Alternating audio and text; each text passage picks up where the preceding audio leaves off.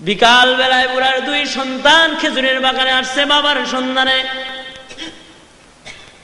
বাবার লাশটা পড়ে আছে, পাশে একটা মরা উট দেখা যায়। নওজওয়ান এক মুসাফির যুবক পাশে দাঁড়ায় রয়েছে। দুই সন্তান এসে ডেকে বলে, এ নওজওয়ান যুবক, জানো কি আমাদের পিতারে কে মারল? যুবক বলে, আমি মুসাফির, আমি মেরে ফেলছি, আমি মুসলমান। তুমি মারছো, আবার দাঁড়ায় রয়েছ, পালাও নাই তুমি? বলেন না, মাথা গরম রাগের অবস্থায় মেরে ফেলছি, আমি তো আসামি হয়ে গেছি। ভাইজান, তোমরাও তো মনে হয় মুসলমান, আমি তোমাদের হাতে ধরা দিয়ে দিলাম, আমি তোমাদের বাবার খুনি আমি। সুতরাং ভাই, শরীয়ত আদালতে চলে যাই, আমি খুনি, আমার খুনের বিচার হয়ে যাক। দুনিয়ায় অপরাধের শাস্তিটা দুনিয়ায় পাওয়া যায়। ভাইরে, দুনিয়ার আদালতে এখন যাইবার চাই, এখান থেকে পালায়ন কইরা আল্লাহর দরবারে হাসরের ময়দানে খুনি হিসাবে দাঁড়াতে চাই না। বাপ হারায় গেছে, যুবক দুইটাও তো খেপা। নওজওয়ান নিয়ে মদিনাতুল মুনাওয়ারার দিকে রওনা দিছে খলিফাতুল মুসলিমিন হযরত ওমরে ফারুক। আয়েশা বিচার দিয়ে দিল। খলিফাতুল মুসলিমিন বিচার করলেন, তোমার উট মারছে, তোমার একটা উট দিয়ে দিলেই তো হইতো, তুমি মানুষ কেন মারলা? হাতের বদলা হাত, পায়ের বদলা পা, নাকের বদলা নাক, কানের বদলা কান, জানের বদলা জান। তুমি খুন করছো, খুনের বদলা তোমার গলা কাটা যাবে। জল্লাদকে আদেশ করা হইল, আদেশ কার্যকর করা হোক, ফাঁসির কাষ্টি দিয়ে দাও। খলিফাতুল মুসলিমিন নওজওয়ান যুবককে ডেকে বলে, মরার পূর্বে আপনার কি কোনো মনের বাসনা আছে? তিনি বলেন, পুরা করা হবে। নওজওয়ান যুবক ডেকে বলে, আমি মুসাফির, আমার মনের একটা শেষ তামান্না আছে, জানি না ওটা পুরা হবে কিনা। বলে, কি? বলে, আমার বাড়ির থেকেও বহু দূরে এক ইহুদির বাড়ি, আমি ব্যবসার জন্য ওই দূরে গিয়েছিলাম। ইহুদির কাছ থেকে আমি কিছু টাকা বাকি মাল বাড়িতে ফিরছিলাম। ইহুদিরে মালের টাকাগুলা ইহুদিরে দেওয়া হয় নাই। ওই ইহুদির বাড়ি আমার বাড়ির কেউ চিনে না, ইহুদি আমার বাড়ি চিনে না। মুসলমান হিসাবে বিশ্বাস করে আমার মাল সম্পদ বাকি দিছিল। ও খলিফাতুল মুসলিমিন, আমি যদি এই ঋণ পরিশোধ না করি, তাইলে ইহুদি সারা জীবন মুসলমানদেরকে খিয়ানতদার বলে গালি দিবে। আমি আমার ভয় পাইতেছি না, আমি মুসলমান জাতির ভবিষ্যতের ভয় পাই। আমি মুসলমান হয়ে যদি ঋণ পরিশোধ না করি, তাইলে ইহুদি সারা জনম মুসলমানদেরকে পরের হক নষ্ট করে খায়, এই কথা বলে বলে গালি দিবে। এজন্যে আমারে যদি একটু সুযোগ দিতেন, ঋণ পরিশোধ করে আসার কয়েকদিনের ছুটি দিতেন, তাহলে আমি যে একটু ঋণটা পরিশোধ করে আসতাম, তারপরে বিচার হইলে শান্তিতে বইরে যেতে পারতাম। খলিফাতুল মুসলিমিন বলেন, 2-4 জন মানুষ তোমার সাথে পাঠানো সম্ভব না, কারণ 2-4 জন তোমার বাড়িতে গেলে তোমার আত্মীয় স্বজন যে তাদেরকে ফেরত পাঠাইবো, এটাও তো গ্যারান্টি নেই। তুমি এক খুনি, আর 10 জনে মিলে আমার 3 লোকরে মেরে ফেলাই দিলে, হলো আর 3 খুন জোড়া হইল। আর তোমার সাথে যে এই মুহূর্তে 20-25 জনের কাফেলা পাঠিয়ে দিব, এটাও সম্ভব নয়, কারণ সাহাবায়ে কেরাম এখন যুদ্ধের ময়দানে দলে দলে মুসলমানরা জায়গায় জায়গায় আছে। সুতরাং একটা প্রসেস আছে, তুমি যদি এটা করতে পারো তাহলে তোমার ছুটি পাওয়া যাইতে পারে। সেটা হলো, তুমি তোমার পক্ষ থেকে তোমার একজন আত্মীয়রে আমাদের কাছে আমানত রাখো। তুমি যদি না আসো আর ওই 2 যুবক যদি বিচার দাবি করে, তাহলে তোমার জায়গায় তোমার আত্মীয়রে জবাই দিয়ে দিবে, তুমি যা বিচার করবা, ঋণ পরিশোধ করবা। আর যদি তুমি নির্ধারিত সময় চলে আসো, তাহলে তোমার আত্মীয়রে ছেড়ে দিলাম, তোমার বিচার করে তোমারে ছেড়ে দিলাম। কথাটা যুক্তিসঙ্গত? নওজওয়ান যুবক ডেকে বলে, খলিফাতুল মুসলিমিন, আমি একজন অপরিচিত যুবক মদিনার। এই মদিনায় আমার কোনো ভাই নাই, এই মদিনায় আমার মা বাবা আত্মীয় স্বজন কেউ নাই। ও খলিফাতুল মুসলিমিন, আমার বাপ যদি মদিনায় থাকতেন তাহলে আমার বাবা আমার জিম্মাদার হইতেন, আমার মা যদি মদিনায় থাকতেন তাহলে আমার মা আমার জিম্মাদার হইতেন। মদিনায় যদি আমার একটা জোরের ভাই থাকতো, জোরের ভাই চাইতো না আমি ভাই ঋণ রাইখা কবরে যায়, আমার ভাই আমার জিম্মাদার হইতো। আমার কোনো আত্মীয় স্বজন মদিনায় নাই, সুতরাং আমার কোনো জিম্মাদারও আমি পাবো না তালাশ করে, তাহলে আমার মৃত্যুদণ্ড কার্যকর করে ফেলান। খলিফাতুল মুসলিমিন আদেশ করলেন, কার্যকর করো। ঠিক এমন সময় পয়গম্বরের একজন সাহাবী দুইটা হাত তুলে রেখে বলে, থামুন। ও খলিফাতুল মুসলিমিন, আমি আমার এই ভাইয়ের জিম্মাদার হয়ে গেলাম, আমার ভাইকে ছুটি দিয়ে দেন ঋণ পরিশোধ করার জন্য। যিনি হাত তুলেছেন তার নাম হযরত আবু যার গিফারি রাদিয়াল্লাহু তাআলা আনহু। সাধারণ সাহাবী নয়, যিনি পয়গম্বরের খাদেম ছিলেন। হযরত আবু যার গিফারি, হযরত আবু যার গিফারি খাদেমে খায়রুল বাশর, खिदमतू में जिंदगी भर ना बनाया अपना घर। নবীর খেদমত করতে করতে নিজের জন্য একটা ঘর বানানোর টাইম পায় না এমন একজন সাহাবী দুইটা হাত তুলে ডেকে বলতেছে, ও খলিফাতুল মুসলিমিন, এই যুবকের একজন ভাই যদি মদিনায় থাকতো তাহলে ভাই ভাইয়ের জিম্মাদার হয়ে যেত। খলিফাতুল মুসলিমিন পয়গম্বরের মুখে নিজ কানে শুনছি, আল মুসলিম আখুল মুসলিম, মুসলমান মুসলমানের ভাই। রক্তের বন্ধনের দরকার নাই, কোরআন শরীফের বন্ধন আছে আমাদের মধ্যে। সুবহানাল্লাহ জোরে কোন, আর জোরে চিল্লায় কোন সুবহানাল্লাহ। আমি আমার ভাইয়ের জিম্মাদার, আমার ভাইরে ঋণ পরিশোধের জন্য ছুটি দিয়ে দেন, আমি জিম্মাদার হয়ে রয়ে গেলাম।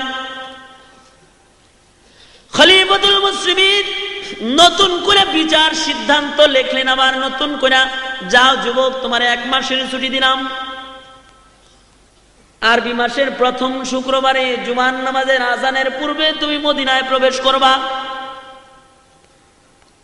যদি তুমি মদিনায় জুমার নামাজের পরেও না আসো তাহলে তোমার জায়গায় তোমার জিম্মাদার ভাই আবু যার গিফারিরে মৃত্যুদণ্ড প্রদান করা হবে।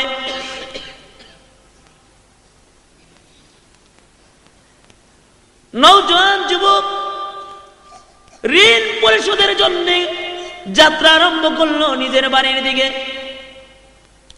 খলিফাতুল মুসলিমিন পিতার হত্যার দাবিতে বাদী পক্ষ যে দুইজন, তাদের নায়িকা বললেন, আপনারাও চলে যান।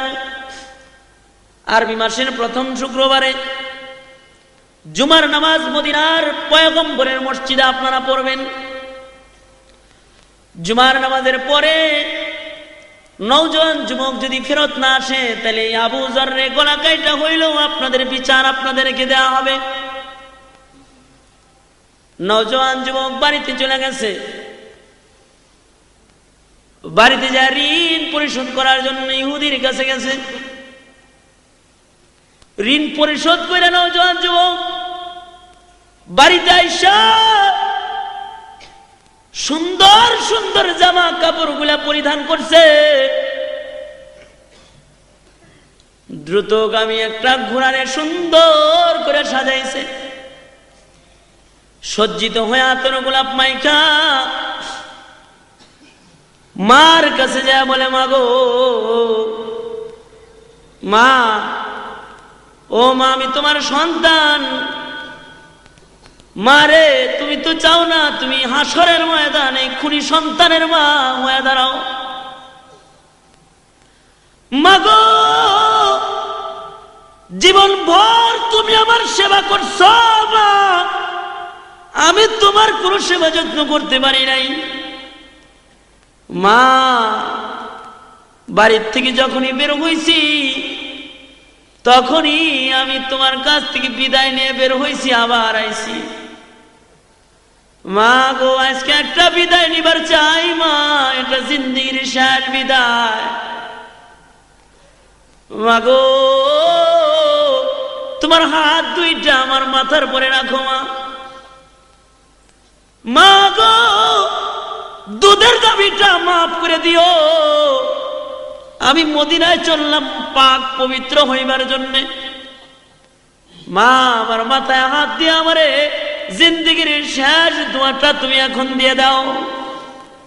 মা, তোমার সন্তানের জীবনের শেষ লুকমা খাবারটা তুমি খাওয়ায় দাও।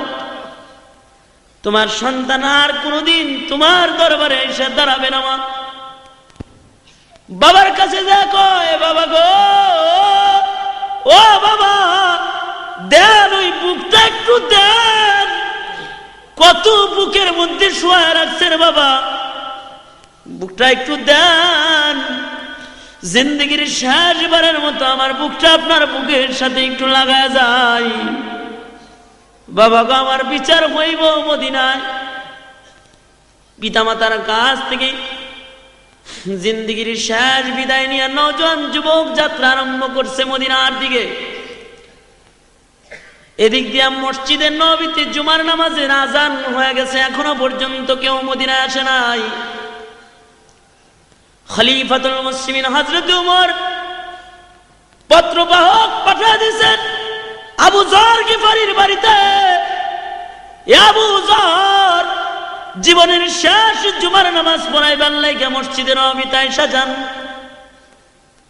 আপনার জিন্দেগির শেষ জুমা আজকে মদিনায় হইতে পারে। আপনার ভাই যদি ফেরত না আসে, তাহলে আপনার ভাইয়ের জায়গায় আপনার মৃত্যুদণ্ড প্রদান করা হবে। হযরতে আবু যর গিফারি জিন্দেগির শেষ জুমার নামাজের প্রস্তুতি নিয়ে মদিনায় পয়গম্বরের মসজিদে হাজির হয়ে গেছে। খলিফাতুল মুসলিমিন জুমার নামাজের ইমামতি করেছেন, সালাম ফিরাইছেন, আসসালামু আলাইকুম ওয়া রাহমাতুল্লাহ, আসসালামু আলাইকুম ওয়া রাহমাতুল্লাহ। নামাজ শেষ হয়ে গেছে। পর্যায়ক্রমে খলিফাতুল মুসলিমিন বিচারকেরা শুনে বসছেন। নওজোয়ান দুই যুবক, দুই ভাই এসে বাবার হত্যার মামলা বিচার দাবি করছে। খলিফাতুল মুসলিমিন আদেশ প্রয়োগ করলেন, জল্লাদ রে। খলিফার চোখ দিয়া ঝর্ণার মতো পানির ফোঁটা গড়ায় গড়ায় পড়তেছে। একটা নির্দোষ মানুষকে একজন দোষী মানুষের জায়গায় মৃত্যুদণ্ডের আদেশ। বলা হইল, জল্লাদ আবু যর গিফারিকে মৃত্যুদণ্ড প্রদান করা হোক। এ শব্দটা মদিনার মুসলমানদের কানে পৌঁছার সাথে সাথে পুরা মদিনায় কান্নার রোল পড়ে গেছে। কারণ এতেও স্বাভাবিক একজন কোন সাহাবী নয়, বড় দামি সাহাবী। আবু যর গিফারি এমন একজন সাহাবী, হযরতে জিবরাইল আলাইহিস সালাতু ওয়াস সালাম আপনার আমার নবীর কাছে আসছে। আয়েশা বলে, পয়গম্বর, ওই যে চাদর মুড়ে দিয়ে হাইটা যায় আপনার সাহাবী আবু যর। নবী বলেন, জিবরাইল আমার সাহাবী আবু যর আপনি কেমন করে চিনেন? জিবরাইল বলে, পয়গম্বর গো, আপনার সাহাবী আবু যর শুধুই মাত্র আমি জিবরাইল চিনি তা নয়, আকাশে আল্লাহর যত ফেরেশতারা আছে, আসমানের সকল ফেরেশতারা আপনার সাহাবী আবু যররে চিনে।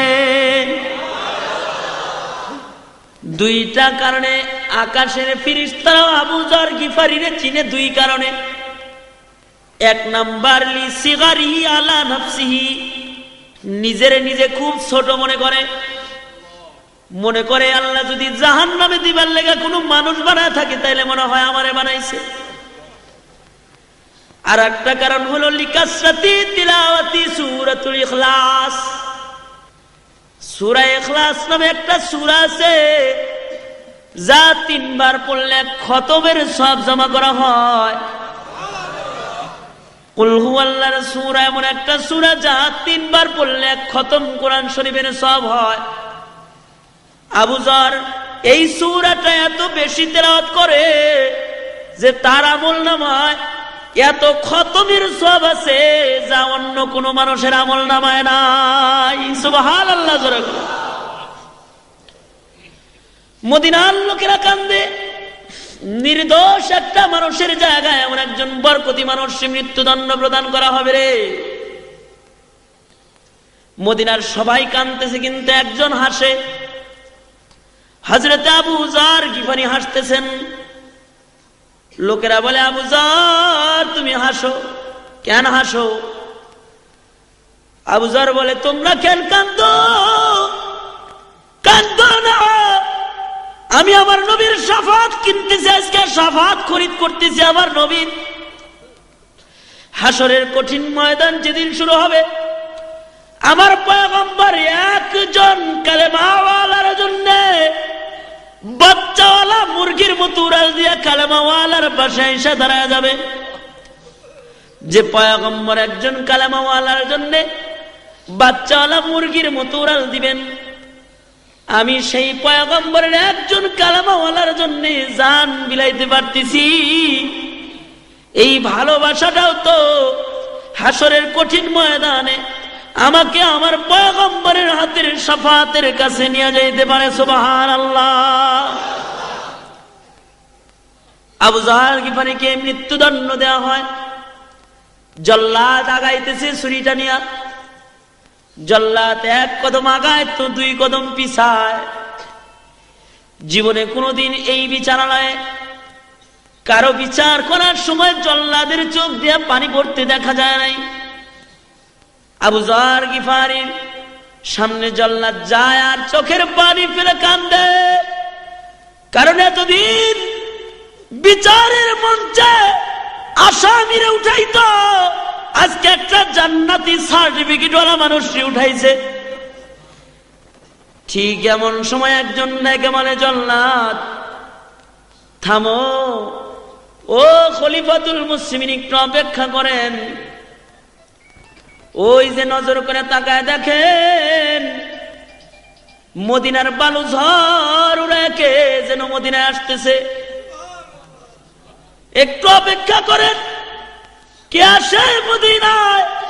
বালু ঝড় উড়ে কে যেন আসে, একটু অপেক্ষা করেন। সকলে অপেক্ষা করলো। নওজোয়ান যুবক ধুলা মাখা অবস্থায় ওলা কেশ পাগল বেশে এসে মদিনায় ঢুকছে। ঘোড়ার পিঠ থেকে লাফায় নাই বা খলিফাতুল মুসলিমিনের সামনে যায় দাঁড়াইছে। দাঁড়ায় ডেকে বলে, ওগো খলিফাতুল মুসলিমিন, রাস্তায় ঘোড়ার জিন পোষ ভাঙা গেছিল, এজন্য দেরি হয়ে গেছে, তাছাড়া নির্ধারিত সময়ে আসতাম। খলিফা গো, পবিত্র হয়ে কবরে যাইবার চাই, খুনি হয়ে যাইবার চাই না। এই জন্য 350 মাইল দূর থেকে ঘোড়া দৌড়ায় আসছি পাক হইবার জন্য। আমার ওই নির্দোষ আবু যর বাইরে নামায় দেন, আমি পাপীর গলায় পাপীর শাস্তি চাপায় দেন। খলিফাতুল মুসলিমিন হযরতে উমরে ফারুক নওজোয়ান যুবকটারে জড়ায় ধরছে, কপালের মধ্যে চুমা খাইতেছে আর বলতেছে, শোনো যুবক, যেই লোকটা 350 মাইল দূর থেকে পাক হয়ে কবরে যাওয়ার জন্য খুনের সাজা গলায় নিতে ঘোড়া দৌড়ায় মদিনায় আসতে পারে, তারে পাক পবিত্র করার জন্য গলা কাটার দরকার নাই। তারে তো আল্লাহ বহু আগেই পবিত্র জান্নাতি মানুষের খাতায় তার নাম উঠায় দিছে। কিন্তু ইসলামের বিধান মৃত্যুদণ্ড কার্যকর করতেই হবে। এক পবিত্র মানুষের নামায় আর একজন পবিত্র মানুষকে উঠাইতেছে জল্লাদ। মদিনায় কান্নার রোল পড়ছে। ঠিক এমন সময় আরো 2 জন মানুষ দাঁড়ায় বলতেছে, ও খলিফাতুল মুসলিমিন, যেই নওজওয়ান যুবক 350 মাইল দূর থেকে পবিত্র হইবার জন্য মদিনা আসতে পারে, সে কোনদিন ইচ্ছা কইরা মানুষ মারতে পারে না। ও খলিফাতুল মুসলিমিন, আমরা ওই 2 যুবক যারা বাবার হত্যার বিচার আপনার কাছে দিয়া আমাদের এই মুসলমান বাইরে ফাঁসির আদালতে দিয়া গেছিলাম, ও খলিফা আজকে একটা নতুন দরখাস্ত করতেছি। খলিফা গো, বাপের হত্যার বিচার ক্ষমা করে দিলাম, ওই জায়গা থেকে বাইরে নামা দেন, বুকে করে আপন ভাই বানায় নিজের বাড়ি নিয়ে যায়। এটা হলো মুসলমান মুসলমানের ভালোবাসা। আল মুসলিম আখুল মুসলিম, মুসলমান মুসলমানের ভাই। এজন্য আল্লাহর 3টা আদেশ: 1 নাম্বার ইনসাফওয়ালা হও, 2 নাম্বার ভালো আচরণওয়ালা হও, সুন্দর ব্যবহারওয়ালা হও, একজন আর একজনের জন্য জানের জান হয়ে যাও। যদি মোহাব্বত আমাদের মধ্যে থাকতো, সারা পৃথিবীর মুসলমানরা যদি একজন আর একজনকে ভালোবাসতাম, আল্লাহর কসম করে বলতে পারি ওই লাল চামড়ার কুকুররা আপনার আমার পয়গম্বরের ব্যঙ্গচিত্র আইকে আপনাকে বেইজ্জতি করতে পারত।